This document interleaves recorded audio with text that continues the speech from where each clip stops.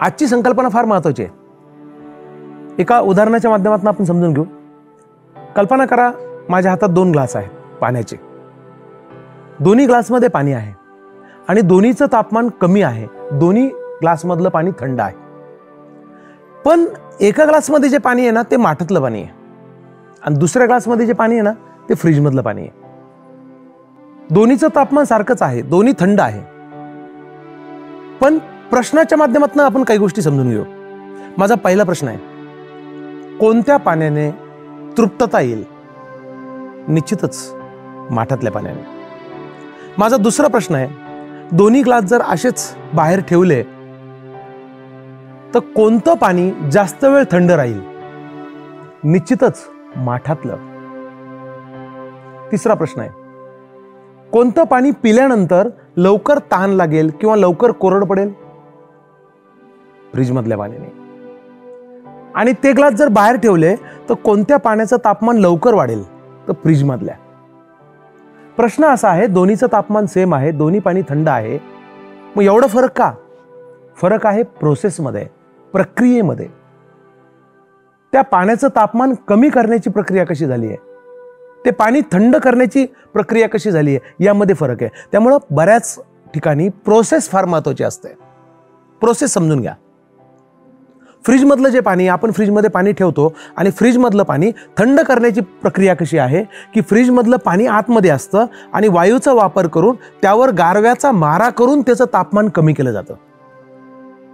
म्हणजे एक्सटर्नल फोर्सने बाहेरून गारव्याचा मारा करून त्याचं तापमान कमी केलं जातं. ही फ्रीजमधलं पाणी थंड करण्याची प्रक्रिया आहे.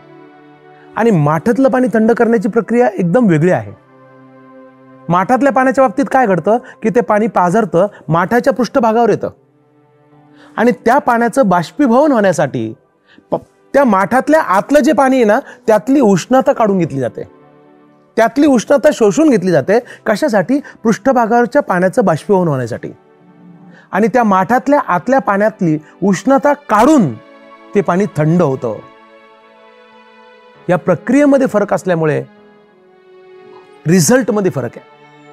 त्यामुळे हा विषय क्लिअर समजून घ्या.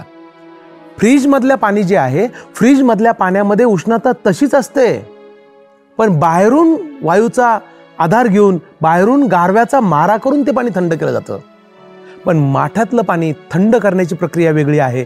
आतली उष्णता काढून घेऊन थंड केलं जातं. आयुष्यात आनंदाच्या बाबतीत पण असंच होतं मित्रांनो.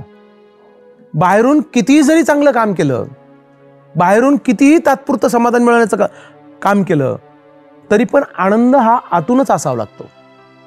5,000 नाही, 10,000 नाही, 15,000ची साडी जरी घातली तरी आंतरिक आनंद, तो कॉन्फिडन्स वाढेल याची गॅरंटी नाही आहे. बाहेरून किती चांगलं इम्प्रेशन पडलं, किती चांगली गाडी वापरली, पण आतमध्ये जर ज्ञान नसेल, कौशल्य नसेल, अनुभव नसेल, आत्मविश्वास नसेल, तर ते त्याचं तितकं इम्प्रेशन पडणार नाही आहे. त्यामुळं बाह्य गोष्टी आणि आंतरिक गोष्टी यावर सुद्धा काम केलं पाहिजे. बाह्य व्यक्तिमत्व आणि आंतरिक व्यक्तिमत्व यावर देखील काम केलं पाहिजे. आणि आनंदी जर राहायचं असेल, बाह्य आनंद शोधण्यापेक्षा आतमध्ये असणाऱ्या मनाची जर साफसफाई केली ना, तरी माणूस आनंदी राहू शकतो. कारण आनंद हा त्या चैतन्याचा स्वभाव आहे. आनंद हा आपला स्वभाव आहे. फक्त ती प्रक्रिया प्रॉपर झाली पाहिजे की तो आनंद आपला जो स्वभाव आहे त्या स्वभावापर्यंत जाण्यासाठी राग, द्वेष, मत्सर, काम, क्रोध, वासना या सगळ्या गोष्टीमुळे बाहेरून जो मुलामा साचलाय तो जर आपण साफ केला ना, ती जर निगेटिव्हिटी काढून घेतली ना, तरी आनंद स्वभाव आपला बाहेर येईल आणि आपण आनंदाने जीवन जगू शकतो. यावरच आम्ही फार चांगलं काम केलंय आनंदी जीवनाचा ध्यान मंत्र या कार्यक्रमामध्ये. मित्रांनो, फार वेगळी संकल्पना होती, तुमच्यासमोर मांडण्याचा प्रयत्न केलाय. आवडली असेल तर लाईक करायला विसरू नका. असे व्हिडिओ पाहिजे असतील तर चॅनलला सबस्क्राईब करायला विसरू नका. आणि मित्रांनो, तुम्हाला काय वाटलं व्हिडिओबद्दल निश्चित कमेंट करा. All the best. थँक्यू.